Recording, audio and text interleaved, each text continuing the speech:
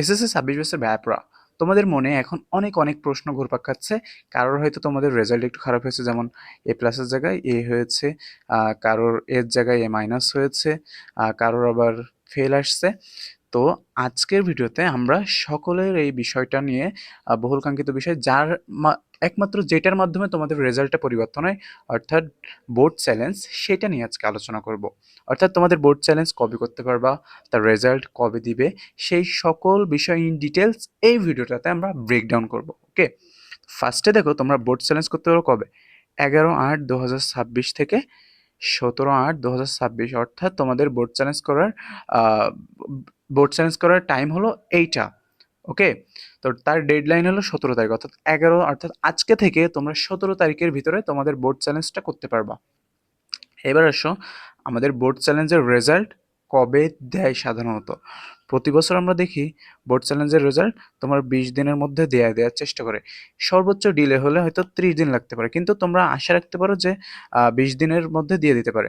আর board চ্যালেঞ্জের যে তোমার রেজাল্টটা কবে দিবে, সেইটা নির্ভর করবে তোমাদের আবেদনের উপরে।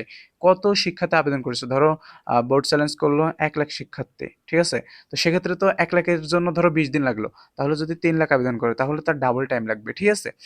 এই আবেদনটার উপরে নির্ভর করে 20 থেকে 30 দিনের ভিতরে ইনশাল্লাহ দিয়ে দেবে, কিন্তু এইটা সবসময় আশা রাখো যে 30 দিনের ভিতরে দিবে, 30 দিনের পরে দিবে না। তাহলে কবে থেকে 30 দিন? এই যে 17 তারিখ থেকে, 17 তারিখ থেকে তোমাদের 30 দিন কাউন্ট করতে হবে, তখন থেকে 30 দিনের ভিতরে ইনশাল্লাহ তোমাদের রেজাল্টটা দিয়ে দিবে। ওকে, তো এই বিষয়ে আশা করি আর কোনো প্রশ্ন থাকার কথা না।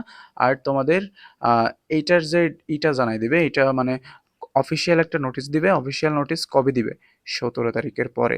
17 তারিখের পরে তোমাদের অফিসিয়াল নোটিশ দিবে যে তোমাদের কত দিনের ভিতরে বোর্ড চ্যালেঞ্জের রেজাল্টটা অ্যাকচুয়াল দিবে।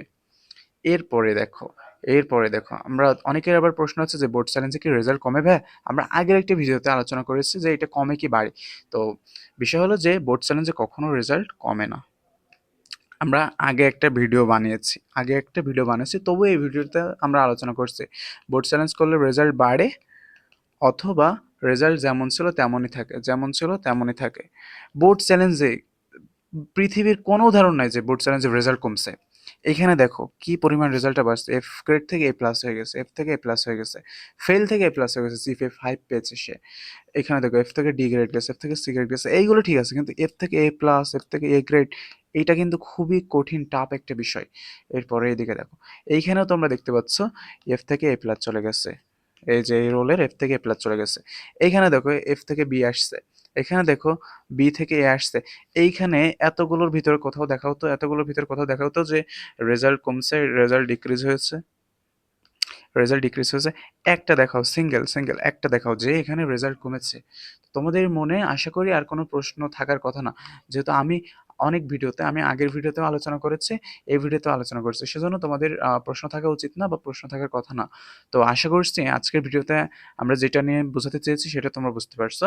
17 তারিখ থেকে 20 থেকে 30 দিনের ভিতরে তোমাদের রেজাল্টটা আশা করি পেয়ে যাবা। তো তোমরা চিন্তা করো না, সকল কিছু সুন্দরভাবে হবে ইনশাল্লাহ। আসসালামু আলাইকুম, আমি রিয়াদ হাসান, খুলনা ইউনিভার্সিটি থেকে।